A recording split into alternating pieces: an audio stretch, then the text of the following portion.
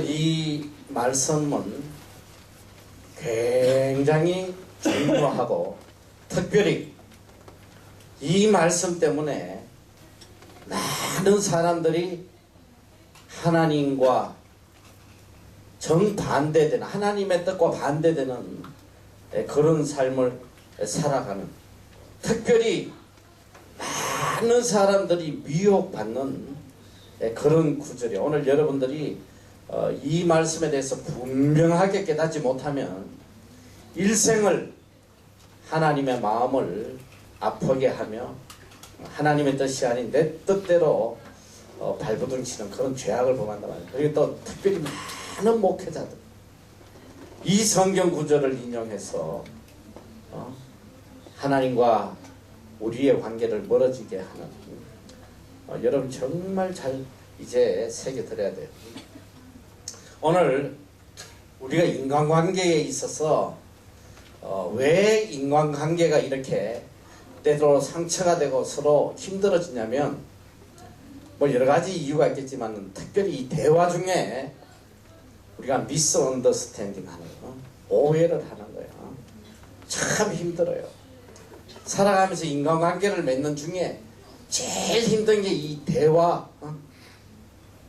나는 정말 선한 뜻으로 좋은 뜻으로 이야기했는데 상대가 그걸 곱깝게 듣고 그걸 한을 품고 말이지. 참 힘들어요. 특히 목회자들.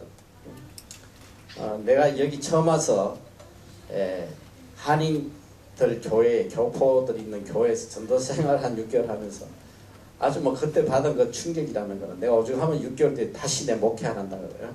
하나님 목회 안 하게 해주세요. 신방을 가서 어느 집이 참 잘 됐어요. 그래서 참 그걸 기뻐해주고 막 이렇게 칭찬을 해주고 막 이러면 옆에 있는 다른 가정이 좀 어려운 가정이 그걸로 또 시험을 받고 상처를 받고, 그래서 내가 이제 살아가면서 제일 힘든 것이 좋은 말이라고 해줬는데 오히려 그게 상처가 돼가지고 말이지. 정말 힘들어요. 평생 살아가면서. 그래서 오죽하면 야고보서에는 굉장히 말에 대해서 많이 가르치고 있거든. 한때는 내가 꼭 우리 아이들에게 야고보서를 다 해줘서 너무너무 거기도 행함에 대해서 그리스도인이 어떤 행함으로 살아야 되는지 가르치는 너무 귀한 말씀인데 거기에 많은 부분이 말에 대해서 이야기하고, 말에 대해서 말 한마디가 사람을 죽이기도 하고 살리기도 하는 그만큼 큰 효력이 있단 말이지. 하나님에게도 하나님께서 우리가 말한 대로 그대로 내가 행해주겠다, 그만큼 말에 위력이 커요. 그래서 우리가 정말 말을 할 때에 그 말의 참 뜻을 바로 서로가 대화를 할 때 그 말을 바로 이해할 수 있는 능력이 필요하단 말이에요. 서로가 서로에게.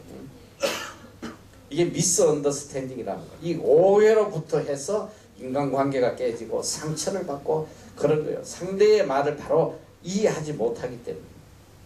어떤 때 내가 참 편하게 이렇게 재밌자고 말이지, 이렇게 농담을 내가 좀 잘하는 편이야. 이렇게 농담을 잘하는데 이 좀 센스가 있고 좀 똑똑한 사람이 이게 농담이지 금방 알아듣는데 이 형광등들은 끔뻑끔뻑 하다가 엉뚱하게 알아듣고는 상처를 받는. 근데 내가 이야기 해놓고 가끔 보면 이렇게 얼굴을 보면 알거든. 이게 지금 알아들었는지 형광등인지. 형광등이다 싶으면 너무너무 마음이 편치 않나 거야. 다시 전화를 하든지 뭐 카톡을 보내든지, 야 내가 그게 그런 뜻이 아니니까 너 이해하지. 우리 애들 중에도 가끔 그래. 좀 농담으로 하는데 내가 조금 농담이 극단적일 때가 많아요. 못생겼다고 막 이렇게 농담 하는데 그런 걸 또 상처받으면 안 되니까 또 카톡 보내가지고 달려주고 막 이 참 힘들어 살아가는. 근데 중요한 건 뭐냐, 우리가 인간과 인간관계에서도 서로의 진심을 모르고 참 말의 의미를 모르면 인간관계가 깨어지듯이 여러분 잘 들어야 돼. 하나님의 말씀, 하나님이 우리에게 들려주신 이 하나님의 말씀을 미스언더스탠딩 하는 거예요. 깨닫지 못, 잘못 깨달아가지고 그게 하나님의 뜻인지 알고 그냥 생명 걸고 그대로 막 열심을 내고 막 매달리고 하다 보면 뭐냐, 하나님과의 관계가 깨진단 말이죠.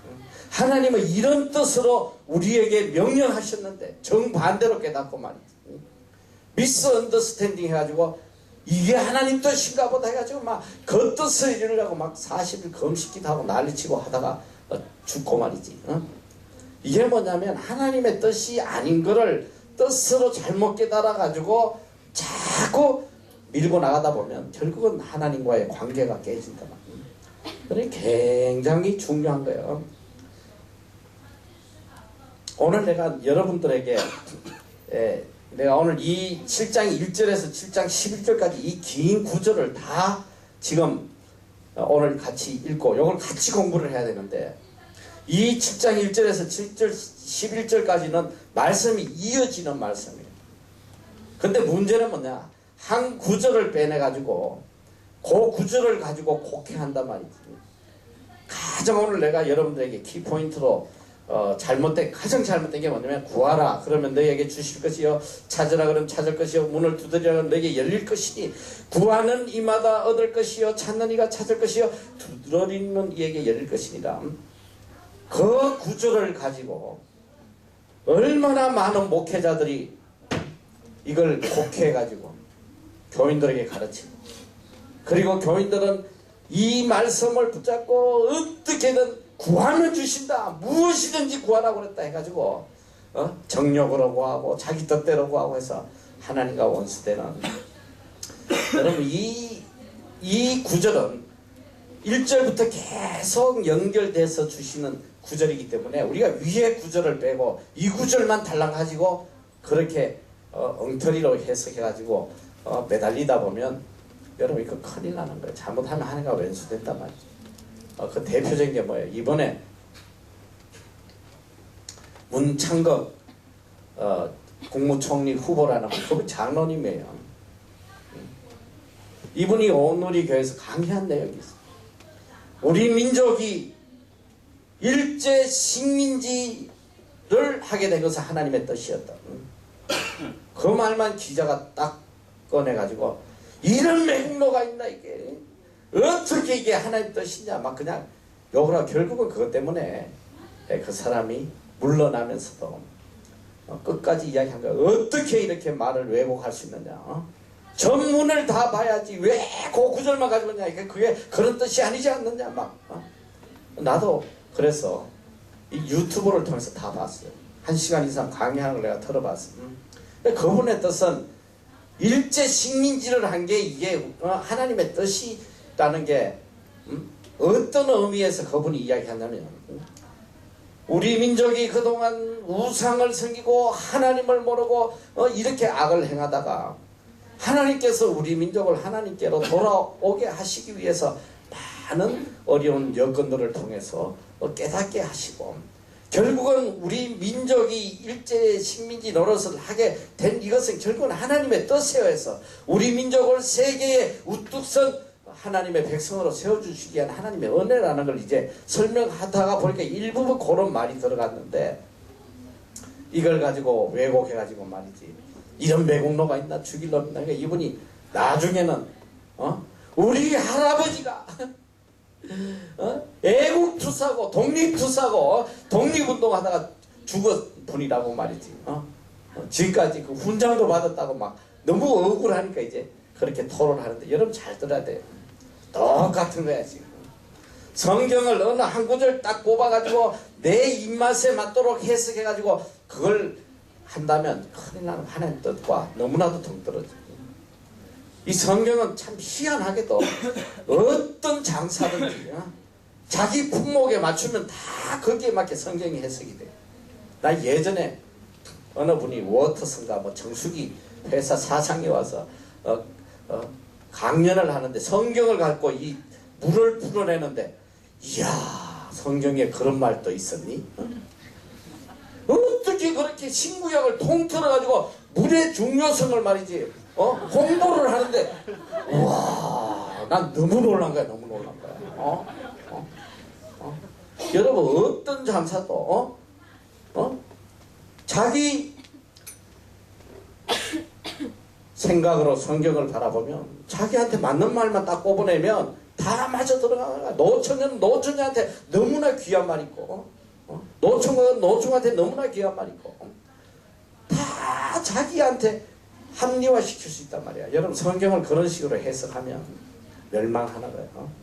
지금 제일 기독교의 지금 제일 큰 문제가 이 구하라 그러면 주실 것이요. 이걸 가지고 얼마나 사람을 현혹하고 미혹하고 하나님과 원수되게 하는지, 이건 충격적이야.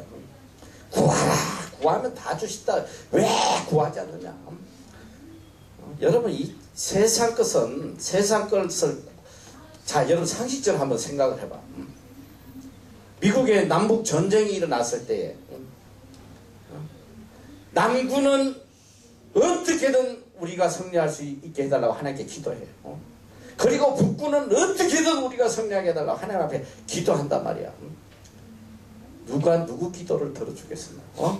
하나님 누구 기도를 들어요? 뭐 간절히만 구하면 다 들어주면 누가 승리하겠어? 그때 이 링컨의 참모가 링컨에게 찾아와서 각하, 하나님이 우리 편이 되게 해달라고 우리가 기도합시다.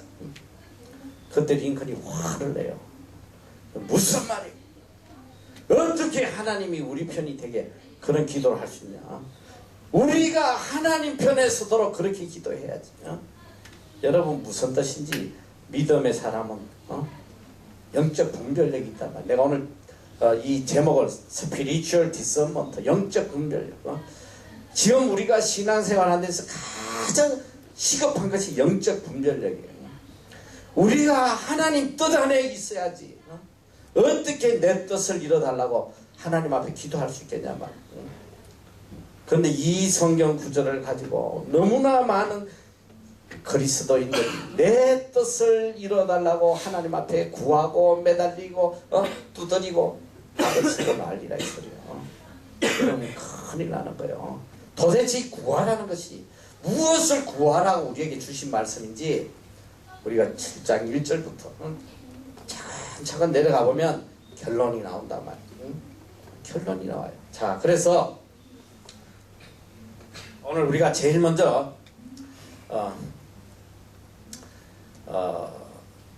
비판을 하지 마라. 자, 비판하지 마라. 이 제일 먼저 주신 말씀 비판하지 말라는. 비판을 받지 아니하려거든 비판하지 말라. 너희의 비판하는 그 비판으로 너희가 비판을 받을 것이요 너희의 헤아리는 그 헤아림으로 너희가 헤아림을 받을 것이니라. 어찌하여 형제의 눈 속에 있는 티는 보고 내 눈 속에 있는 들보는 깨닫지 못하느냐. 보라, 내 눈 속에 들보가 있는데 어찌하여 형제에게 말하기를 나로 내 눈 속에 있는 티를 빼게 하라 하겠느냐. 외식하는 자여, 먼저 내 눈 속에서 들보를 빼라. 그 후에야 밝히 보고 형제의 눈 속에서 티를 빼리라. 자, 첫 번째 우리에게 주신 천국 시민으로서 우리가 해야 될 거, 비판하지 마라. 너희들 비판하지 마라. 이 비판은 너무나도 무서운 거예요. 사람을 죽이는 너무나도 무서운 죄악이란 말이죠. 우리가 비판을 하게 되면 첫째는 누가 죽냐? 자신이 죽고. 그리고 둘째는 누가 죽냐면 듣는 자가 죽는다 말이야. 듣는 자. 이 비판을 듣는 자가 죽고, 세 번째는 비판을 받는 자도 죽어요. 죽는다는 게 뭐 꼭 죽는다는 게 시험에 빠지고 상처를 입고. 비판하는 자는 비판할 때 뭐 사랑으로 비판하는 사람이 누가 있겠어? 비판은 사랑이 없는 거야. 미움, 질투, 시기 또 죄를 짓게 되고, 이 듣는 자는 뭐냐면 남이 비판하는 것을 듣고 거기에 동참하는 죄를 짓게 돼요. 제대로 파악도 못하면서 거기에 수긍하고 함께 비판하는 이런 죄를 짓게 된다. 그리고 비판받는 자는 또 그 비판을 듣고 분에 사로잡히는 이런 또 죄를 짓게 된다는. 그래서 이 비판의 한마디가 때로는 가정을 파괴하게 되고 사람의 인격을 파괴되거든. 친구와 불화하고 형제간에 불화하고 부자간에 불화하고 부부간에 파탄이 되고 말이지. 결국 뭐냐? 비판은 모든 사람을 상처 주고 궁극적으로는 다 멸망하게 한단 말이에요. 여러분, 모든 분쟁의 모든 싸움의 시작이 뭐냐? 비난에서 시작되는 비난. 서로를 비난하다 보면 비판하는 거예요. 내 판단으로 사람을 비판하고 정죄하고. 그래서 이 비판은 뭐냐면 바로 언어가 어떤 뜻이냐? 정죄한다는 뜻이야. 정죄. 사람을 정죄한다. 죄인으로 정죄한다. 오늘 여기 성경에 비판하지 마라. 비판하지 마라. 이것은 문법적으로 현재 시제의 명령어입니다. 비판하지 마라. 이 말은 뭐냐면 지금도 계속 비판하고 있다는 걸 이야기해요. 너희가 끊임없이 하고 있는 이 비판을 지금 멈춰라는 거예요. 여러분, 사실 우리가 뒤돌아보면 우리 삶 속에 하루라도 누구를 비판하지 않는 날이 있나 한번 뒤돌아봐. 이제는 뭐 무의식적으로 입만 열면 비판하는 거야. 입만 열면 비판해요. 그리 너무나 당연시 돼 있단 말이야. 그래서 성경은 비판하지 마라. 타인을 정죄하지 마라. 지금 계속 이어지고 있는 이 비판을 지금 당장 중지해라. 왜 비판하지 말라고 그랬냐면 그 이유가 있어요. 비판받지 아니하려거든. 다 같이 한번 따라. 비판받지 아니하려거든. 비판받지 아니하려거든. 이 비판, 여기서 말하는 비판과 앞에서 나오는 비판은 단어가 달라요. 언어가 다르단 말이지. 앞에 단어는 비판하지 말라. 우리 형제들에게 하는 이 비판은 우리가 정죄하는 건데, 뒤에 나온 비판 받지 아니하려거든. 이 비판의 원어는 뭐냐? 원어가 크리마티라는 원어인데, 이 말은 뭐냐면 바로 호의가 없는, 조금도 용서가 없는 하나님의 심판을 의미하라. 너희가 하나님의 심판을 받지 아니하려거든 내 형제를 비판하지 마라. 이 말은 다시 말해서 뭐냐? 우리가 형제 자매를 비판하면 그 비판의 심판을 반드시 하나님께 받는다는, 반드시 그 심판을 받게 된다. 자, 우리가 형제를 비판해서는 안 되는 이유가 있어요. 자, 첫째는, 자, 다 같이 한번 크게 따라해봐. 무엇이 옳고 그른지 판단할 능력이 없기 때문이다. 우리는 절대로 무엇이 옳고 그른지 정확히 판단할 능력이 없어요. 여러분은 그런 판단할 능력이 없단 말이지. 분명히 내가 볼 때 이게 옳고 이건 틀렸는데 왜 그러냐? 절대 그렇지 않아. 내가 보는 관점과 하나님이 보시는 관점이 다르기 때문에 그래요. 자, 대표적인 거 하나 이야기할까? 민수기 12장 1절에 보면 모세가 구스 여자를 취하였더니 그 구스 여자를 취하였으므로 미리암과 아론이 모세를 비방했다. 여러분, 이게 상상이나 되는 소리야. 영적 지도자인 모세가 이 마이크를 조금 더 올려봐. 내가 자꾸 이게 목소리가 크게 나오니까 목이 아프. 조금만 더 내가 조금 작게 이야기해. 여러분 한번 생각을 해봐요. 200만 명이 넘는 이 이스라엘 민족을 이끌고 가나안을 향해 가는 이 영적 지도자. 얼마나 그가 영적으로 똑바로 서 있어야 되겠어, 이 모세가. 근데 이 이스라엘 민족은, 이스라엘 민족에게 가장 지금 시급한 것이 뭐냐? 영적인 순결을 회복하는 거야. 그동안 430년 동안 애굽의 그 치하에서 애굽의 문화와 애굽의 모든 섭성에 길들여져 있는, 제일 지금 시급한 게 뭐냐면 애굽과 이스라엘을 단절하는 거예요. 그리고 하나님의 사람으로 회복을 하는. 그런데 지금 뭐냐? 이 이스라엘 민족을 이끌고 가던 영적 지도자가 제일 먼저 끊어야 돼. 이방 신들을 섬기는 이 이방 여자, 구스 여자를 갖다가 취했다. 자기 여자로 취한 거예요. 이게 이스라엘 민족들이 볼 때에 이게 상상이 되냐. 특히 이스라엘의 리더 그룹에 속한 이 미리암과 아론이 볼 때에 이거는 뭐 충격적인 거지. 어떻게 영적 리더인 하나님의 사람 이 주의 종 모세가 남들이 만약에 이스라엘 민족이 이방 여자를 취하면 당장 그냥 쫓아내고 잘라야 될 이런 자리에 있는 사람이 구석 여자 이방 여자를 자기 것으로 취할 수가 있느냐.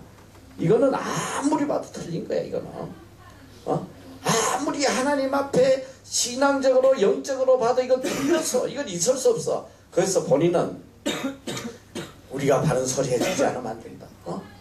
어떻게든 이 민족을 바르게 이끌어가기 위해서 이 바른 소리 하지 않으면 안 된다. 얼마나 선한 목적이야. 그래서 미리암과 아론이 특별히 아마 미리암이 좀 더 따닥거린 것 같아. 여자니까 이 정죄를 아론은 안 받고 미리암이 받은 거니까 아론은 좀 점잖게 걸으면 안 되지. 뭐 그 정도 했는데 이 미리암은 네가 말이지, 네가 중에 좋은 게 어쩌저쩌 막 계속 떠들어 댄 것 같아. 얼마나 그렇게 애대거렸는지. 여기 봤더니 민수기 12장 8절에서 10절 하나님이 나타나셔서 한번 큰 목소리를 읽어보세요. 시작. 그와는 내가 대면하여 명백히 말하고 엄밀한 말로 아니하며 그는 또 여호와의 형상을 보겠거늘 너희가 어찌하여 내 종 모세 비방하기를 두려워하냐. 여호와께서 그들을 향하여 진노하시고 떠나시매 구름이 장막 위에서 떠나갔고 미리암은 문둥병이 들려 눈과 같더라. 아론이 미리암을 먼저 문둥병이 들었다. 너 봐. 아무리 자기 신앙적으로 판단해서 옳은 소리를 하고 모세의 잘못을 비방을 했지만은 하나님께서 진노하시는 거야. 도대체 네가 뭔데? 내 종 모세를 네가 감히 비방하느냐? 문둥병이 들어라. 미리암이 한순간 문둥병이 있는 거야. 여러분 잘 알아야 돼요. 우리가 왜 비판해서 안 되는지 알아. 아무리 내 신앙적 관점에서 옳다고 생각해서 비판을 해도 하나님이 보실 때에 틀릴 수 있단 말이야. 그러니까 절대로 우리는 어떤 순간에도 비판하면 안 돼요. 비판하면 안 돼. 충격적인.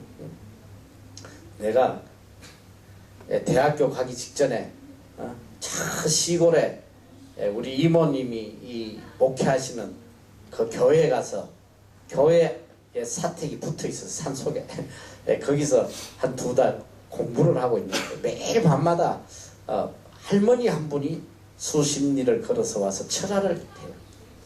밤새 철야 기도하고 새벽에 가셔요. 그 할머니가. 그런데 이제 제가 이제 우리 이 이모님이 자주 이렇게 뭐 기도원에 가고 어디 가고 하시니까 혼자서 이 사택에서 교회를 지키고 있는 거예요. 되게 무서운데 뒤에 공동묘지도 있고 말이지. 그랬는데 어느 날 이제 우리 이모님이 어딜 가셨다가 돌아오시니까 이 할머니가 우리 이모님에게 찾아왔어요. 전도사님 조카가 전도사님이 어디 가고 나면 매일 담배를 피웁니다. 매일 그 담배를 피우는 거죠. 자기 눈으로 봤다는 거야. 봤다는데 무슨 말 하겠어. 나는 담배 돈 줘도 안 피우는데 담배를 피우는 걸 봤다는 거야. 그래서 이 비난을 하고 그래요. 내가 안 피웠다 했더니 아니래. 자기 눈으로 똑똑히 봤다는 거야. 내가 맨날 담배 피우는 걸 봤다는 거야. 노안이 좀 심하셨나 봐. 그런 살다 보니까 너무 황당한. 저는 그런 일을 참 살아오면서 여러 번 겪어서 너무 황당한. 정말 말도 안 되는 비난을 받은 그런 경우가 참 많단 말이죠. 여러분 잘 알아야 돼요. 아무리 내가 내 눈으로 봤다 치더라도 내 눈알이 잘못될 수도 있으니까 함부로 비난하면 안 된단 말이에요. 함부로. 자, 첫째는 무엇이 옳고 그런지 판단할 능력이 우리가 없기 때문에 우리는 절대로 비판해서는 안 된다. 둘째는 뭐냐? 다 같이 큰 목소리로 하나님의 심판을 받기 때문이다. 시작. 더 큰 목소리로 시작. 우리가 비판을 하게 되면 하나님의 심판을 받는다. 반드시 심판하시겠다고 말씀을 하셨어요. 자, 2절 다 같이 한번 읽어보자. 너희의 비판은 시작. 너희의 비판하는 그 비판으로 너희가 비판을 받을 것이고 너희의 헤아리는 그 헤아림으로 너희가 헤아림을 받을 것이다. 성경의 여러 곳에 이 말씀을 강조하고 계실 때 로마서 2장 1절에서 3절까지 말씀 큰 목소리로 시작.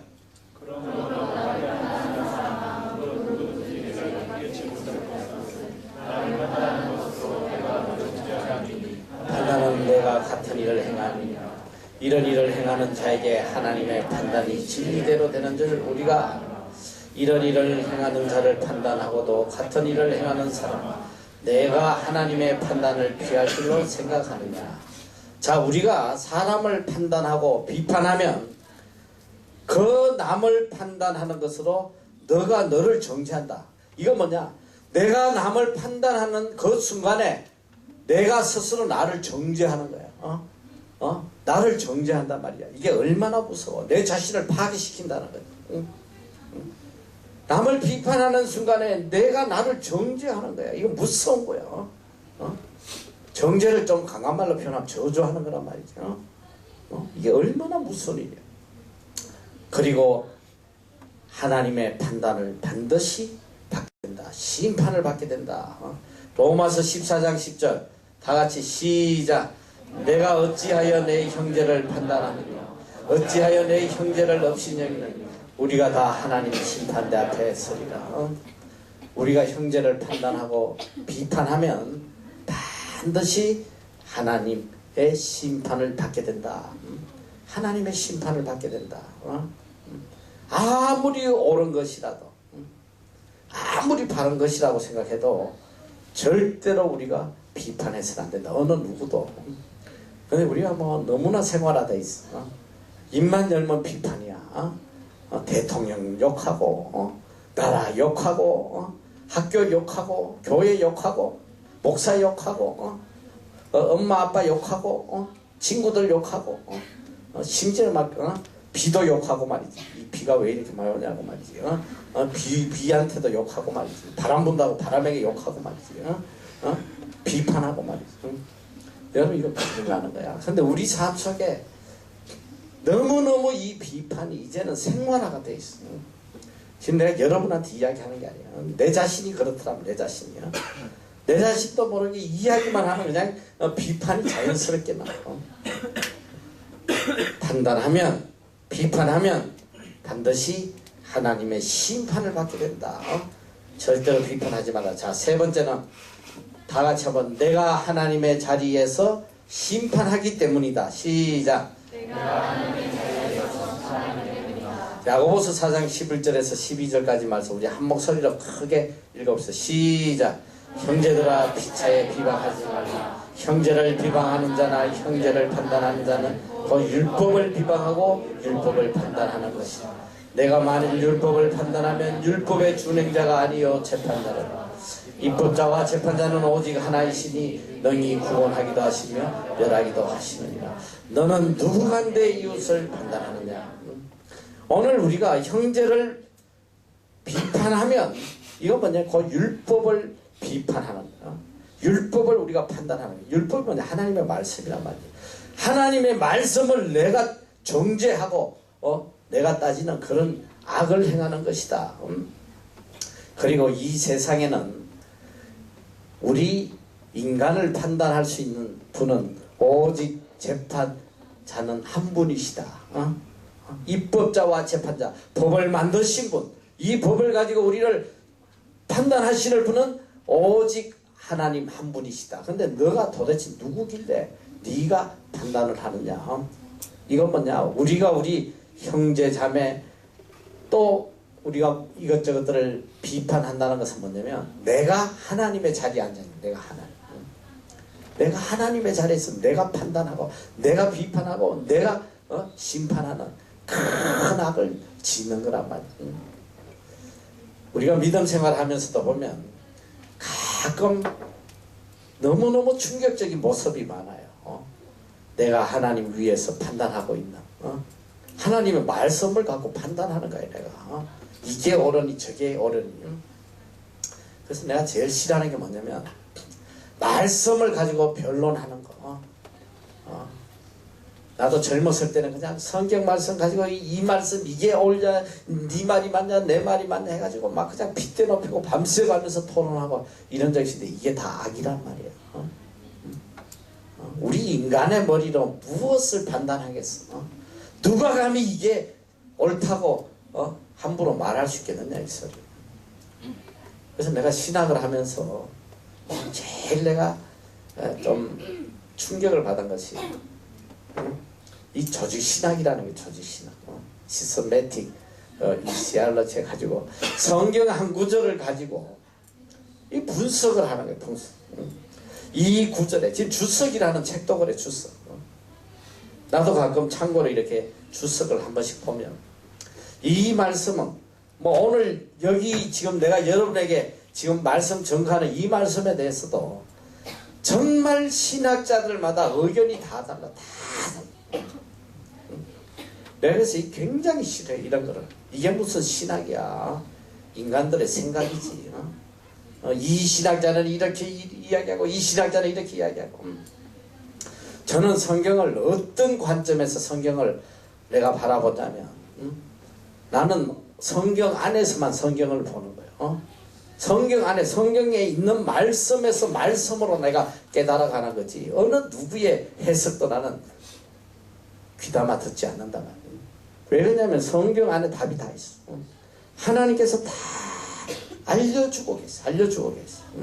이 말씀과 이 말씀과 다 여기에서는 좀 부족하게 설명이 되더라도 또 다른 성경에서는 그 부분에 대해서 굉장히 상세하게 설명을 하고 있거든요. 오늘 대표적인 게 그래. 여기서 좀 부족한 구하라 주실 것이 이 말씀이 누가복음에서 더 클리어하게 이 뜻이 무엇인지 분명하게 우리에게 알려주고 계신단 말이에요. 그래서 우리가 절대로 하나님의 자리에서 내 뜻을 가지고 하나님의 뜻을 판단하는 이런 악을 행하면 안 된다. 형제 자매를 비판하는 것도 바로 내가 하나님의 자리에 앉아서 심판하는 것이다. 절대로 이런 악을 행하지 마라. 성경은 우리에게 가르쳐주고 있어요. 절대로 비판해서는 안 된다. 왜? 우리가 하나님이 아니니까. 우리를 비판할 수 있는, 판단할 수 있는 분은 오직 누구? 하나님 한 분이시다. 하나님 한 분이시다. 아무리 내가 100번을 생각해도 이게 옳아도 그걸 가지고 비판하지 말란 말이야. 비판하면 안 된다. 성경은 우리에게 가르쳐주고 계세요. 자, 그 다음에 우리에게 들려주시는 말씀 3절부터 5절까지 다 같이 한 목소리로 시작. 어찌하여 형제의 눈 속에 있는 티는 보고 내 눈 속에 있는 들보는 깨닫지 못하느냐. 보라, 내 눈 속에 들보가 있는데 어찌하여 형제에게 말하기를 나로 내 눈 속에 있는 티를 빼게 하라 하겠느냐. 외식하는 자여, 먼저 내 눈 속에서 들보를 빼라. 그 후에야 밝히 보고 형제의 눈 속에서 티를 빼라. 자, 오늘 주님께서는 우리에게 이야기하면서 형제의 눈 속에 있는 티, 형제의 눈 속에 있는 티, 형제의 눈 속에 있는 티는 우리에게 비유적으로 하신 말씀인데, 이 눈이라는 것은 단순한 어떤 육체의 눈을 이야기하는 것이 아니에요. 한 사람의 인격이나 삶 속에 한 사람의 영혼과 전 인격, 이걸 마음의 눈으로 표현하고 있어요. 한 사람의 온전한 인격체에 조그만 허물. 그럼 이 세상에 허물 없는 사람이 지금 누가 있겠어? 얼마나 허물이 많아. 이 예배 때도 이 조는 사람, 조는 허물이 있잖아. 또 허물이 없는 사람 누가 있어? 말을 거칠게 하는 허물도 있고, 몸을 단정히 하지 않고 거의 노숙자 수준으로 해서 사람들을 불쾌하게 하는 이런 허물도 있고 말이지. 다 사람은 허물이 없는 사람이 하나도 없어. 그런데 오늘 형제에게 있는 티, 눈 속에 있는 티. 티라는 건 뭐냐? 이 카르포스라는 것인데 너무나 작은 티것. 여러분 눈에 티 들어가서 알잖아, 그치? 눈에 무슨 뭐 자갈이 들어가고 그러진 않잖아. 눈에 들어가봐야 바람이 불 때 그냥 눈에 티가 들어가잖아. 그건 보이지도 잘 않아요. 그게 제일 빼내기가 어려워. 잘 안 보이니까. 자갈 같은 게 들어가면 쉽게 빼내겠지. 눈에 자갈이 들어가면 눈은 없어지고 자갈만 있겠지 뭐.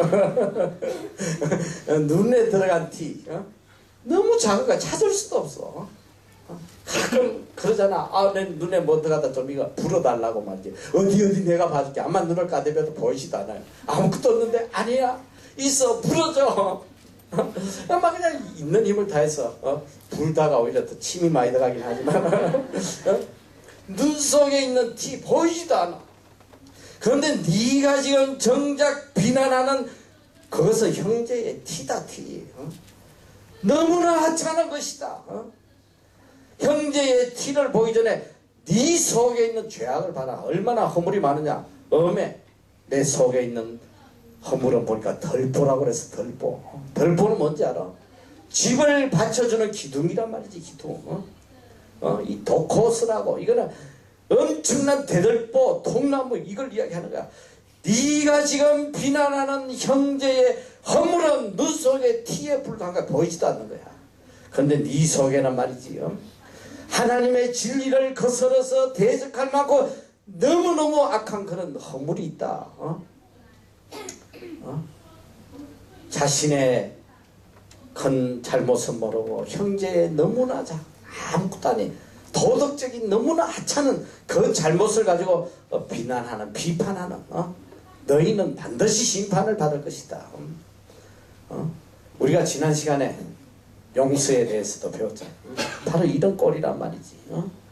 내 삶 속에는 하나님으로부터 1만 달란트의 빚을 지고 있으면서 고작 조금 티끌만도 못한 100데나리온 빚진 자를 용서하지 못하고 그걸 비난하고 감옥에다 쳐는 그게 오늘 너희들의 모습이다. 어떻게 들보 같은 허물을 갖고 있으면서 형제의 그 티끌 같은 허물을 네가 비판하고 있느냐. 먼저 형제의 눈에 티를 보기 전에 네 눈 속에 있는 대들보를 보란 말이야. 들보를 보라 이 소리야. 그러니까 누구를 비난하기 전에 내가 얼마나 허물 많은 죄인인지 얼마나 악한 자인지 내 자신을 먼저 보라. 비판하는 사람이 왜 비판하는지 알아요? 성경이 이제 그걸 가르쳐 주기 시작한 거야. 왜 너희가 비판하는지 아냐? 그것은 네 눈에 들보가 있어서 비판하는. 네 눈에 들보가 있었어. 네 심령에 들보가 있었기 때문에. 들보만큼 큰 허물이 죄악이 너를 덮고 있기 때문에 무엇이 옳고 그른지 판단할 능력이 사라져버린 거예요.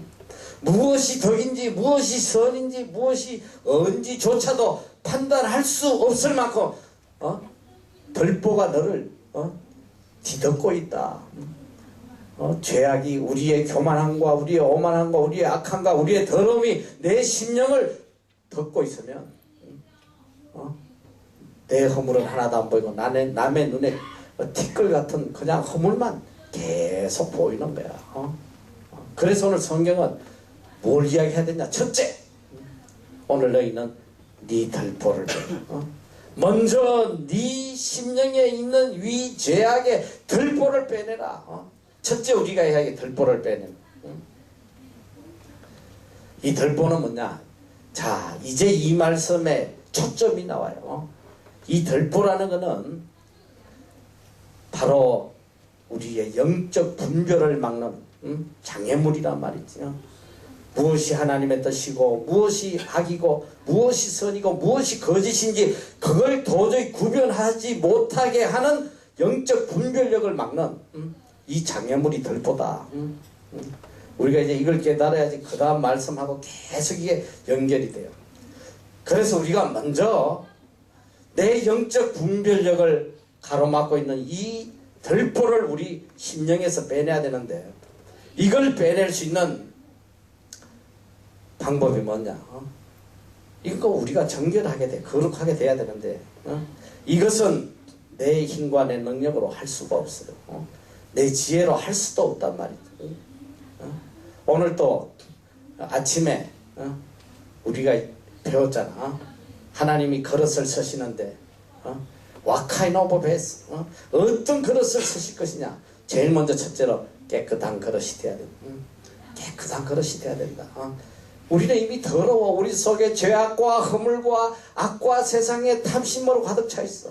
이걸 우리가 깨끗하게 비우지 않고는 하나님의 은혜가, 성령이 우리에게 들어올 자리가 없단 말이야.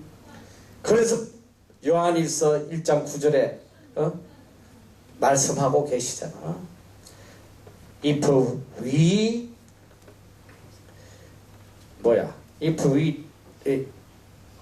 repent로 돼 있나 모르대. Our sins. confess로 돼 있어. 영어에 confess. 뭐 성경마다 좀 다른데 NIV는 If we confess our sins. 우리가 우리 죄를 자백하면 He is faithful and just. 하나님은 미법사. 이렇게 미법사로 표현이 돼 있어. 근데 너희가 미법사가 뭔 소리인지 모르잖아. 영어로는 He is faithful and just. 그는 공의로우시다 말이야. 공의롭고 진실돼서 어떻게 하냐? Will purify us from all unrighteousness. 우리로 하여금 모든 불의에서 깨끗하게 건져주실 것이다. 뭐냐? 우리가 정결하게 되는 길은 오직 confess. We confess our sins. 하나님 앞에 우리 죄를 자백하고 회개하고 우리 심령이 깨끗함을 받아야 된단 말이야. 우리의 모든 영적 분별력을 가로막고 있는 이 들보 같은 이 죄악의 기둥이 깨끗하게 되기 위해서는 먼저 우리가 우리 죄를 회개해. 우리 자신을 깨끗이 비워야 돼. 비우고 나면 그때 비로소 우리가 먼저 깨끗하게 되고 거룩하게 되면 비로소 우리는 그때 비로소 내 형제의 티를 빼게 해라. 그게 뭐냐? 내가 정결하고 내가 깨끗하고 내가 하나님의 성품으로 거듭난 다음에 보면 무엇이 악인지 무엇이 선인지를 구분하게 되고 그때에 너희 형제를 비판해라. 그 말이 아니에요. 비판은 안 된다. 비판은 정죄이기 때문에 그거는 판단은 하나님만 할 수 있는 거. 그렇게 한 다음에 너희는 형제에게 어떻게 해야 되냐? 그리고 나서는 형제의 허물을 권면하고 책망해라. 권면과 책망을 하라고 그랬지 비판해서는 안 된다. 절대로 우리는 비판하고 비난해서는 안 되고 권면하고 책망하되 먼저 내 눈에 들보를 없앤다. 내가 먼저 하나님 앞에 정결하게 되고 깨끗하게 되고 거룩하게 된 다음에 비로소 내 형제의 허물을 권면하고 책망해서 의의 길로 인도해 줘야 된다. 이걸 성경은 우리에게 가르쳐요. 그래서 우리가 들보를 빼내는 길은 회개야.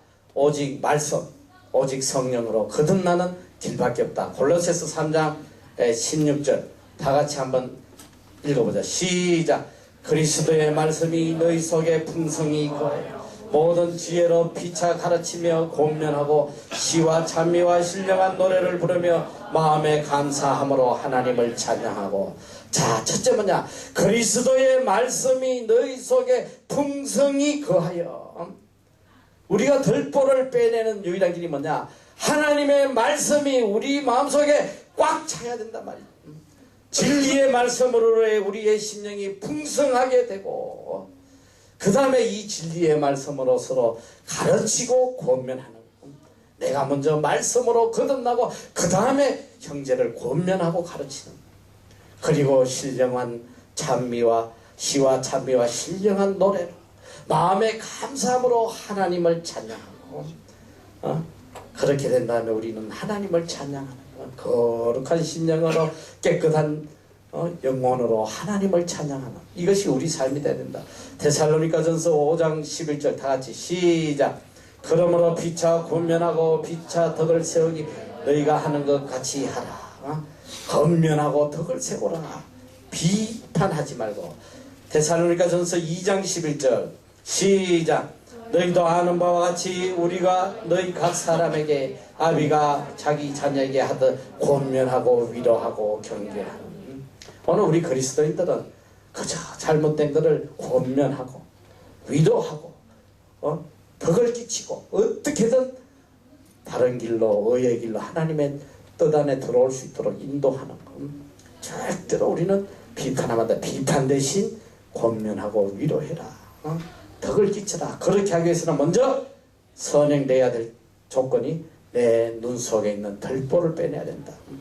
이 덜보를 빼낼 수 있는 유일한 길은 우리 죄를 자복하고 회개하고 하나님의 말씀으로 우리가 충만하고 성령 충만할 때에 우리는 비로소 이렇게 할 수 있다. 자, 그리고 그 다음에 너무나 중요한 말씀이 이어지는데 오늘 내가 시간이 없어 이제 넘어가지를 못해. 사실은 구하라까지 오늘 다 끝내려고 그랬는데 안 되네. 제대로 가르치려면 이제 다음 말씀이 거룩한 것을 개에게 주지 말며 너희 진주를 돼지 앞에 던지지 말라. 저희가 그것을 발로 밟고 돌이켜 너희를 찢어 상할까 염려함이라. 너무나 귀한 말씀인데 정말 우리가 깨닫기 어려운 말씀이에요. 그런데 이 말씀 너무나 귀한 메시지가 있단 말이에요. 연결된 말씀이에요. 그리고 그 다음에 우리에게 구하라 주실 것이다. 무엇을 구하라고 하는?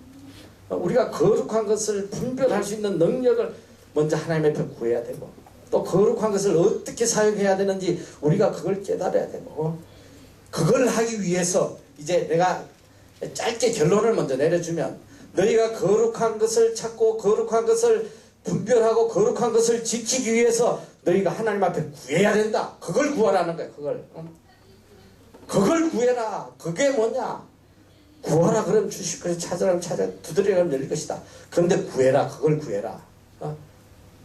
너희가 그렇게 간절히 구하면 너희 하나님께서 천부께서 하늘에 계신 너희 아버지께서 너희에게 좋은 것으로 주시지 않겠느냐. 이 좋은 것이 문제라 했어요. 좋은 거. 너희가 너희 자신의 죄악을 다 제거하고 말씀으로 충만하고 또 이 거룩한 하나님의 말씀을 분별하고 깨닫고 또 이 거룩한 것을 이 혼돈의 시대에 영적 타락의 시대에 이 거룩한 것을 진주처럼 지켜나가고 그걸 하기 위해서 너희가 하나님 앞에 구하라는 거야.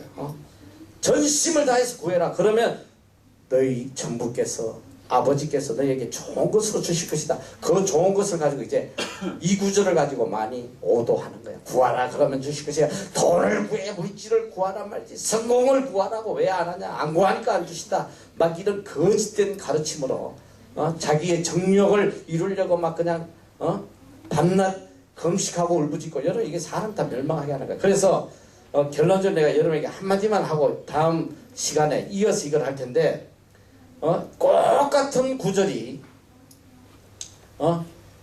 어떻게 성경에 나와 있느냐면 누가복음 이거 몇 장 11절이지? 5장인가? 11절 말씀. 어쨌든 자, 한번 11절 말씀 좀 띄워봐. 자, 11장 11절이네. 자, 한번 다 같이 큰 목소리로 시작. 너희가 악한 자라도 좋은 것으로 자식에게 줄 줄 알거든 하물며 하늘에 계신 너희 아버지께서 구하는 자에게 좋은 것을 주시지 않느냐. 요 11절 말씀인데 누가복음에 어떤 말씀으로 돼 있느냐. 자, 똑같은 말씀인데 누가복음에는 아주 클리어하게 우리에게 알려주고 있어요. 누가복음 11장 13절. 누가복음 11장 13절 한 목소리로 시작. 너희가 악할지라도 좋은 것을 자식에게 줄 줄 알거든 하물며 너희 천부께서 구하는 자에게 성령을 주시지 않겠느냐. 무엇을 주시지 않겠다고? 성령. 분명히 하나님께서 구하라. 무엇을 구하라는 거야? 성령을 구하라는 거야. 성령을 주겠다. 이걸 가지고 성령을 너희가 받아서 거룩한 것이 무엇인지 거짓된 것이 무엇인지 개와 돼지에게 이 거룩한 것을 던져가지고 짓밟히는 하나님의 이 거룩한 말씀들이 짓밟혀서 오도되고 거짓되고 잘못 이용돼가지고 말이지